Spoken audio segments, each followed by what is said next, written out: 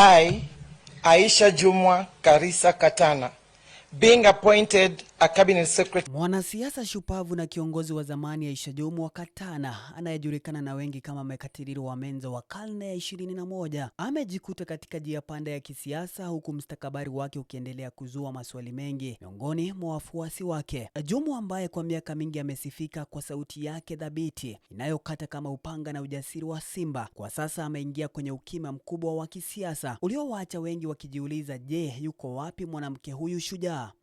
Mtu mpumbavu peke yake ndiye asebadilisha mawazo yake. Historia ya kisiasa ya Aisha Jumwa ilianza kushika kasi kubwa kati ya mwaka 2013 hadi mwaka 2017 alipohudumu kama mwakilishi wa wanawake wa kaunti ya Kilifi bungeni. Baadaye kitovu chake cha siasa kilihamia katika jimbo la Malindi, ambapo alichaguliwa kama mbunge kuanzia mwaka 2017 hadi mwaka 2022. Kipindi hiki kilikuwa kilele cha nyota yake, ambapo alijizolea umaarufu mkubwa kitaifa kwa utendaji wake wa kazi na ukali wa kutetea mambo anayoyaamini. Fala, tumechoka sisi.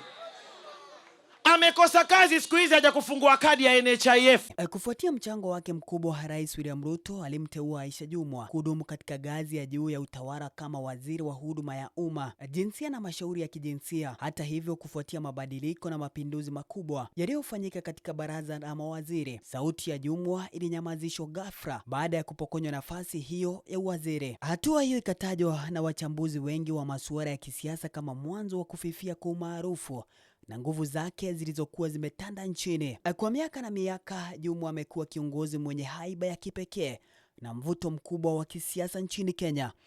Kuondolewa kwake serikalini kumeweka pengo kubwa katika ulingo wa siasa za pwani na za kitaifa, huku wananchi wengi wakibaki na maswali yasiyo na majibu kuhusu hatua yake inayofuata ya kisiasa. Nikiripotia BK Presenter Media, langu jina ni Boniface Kariuki.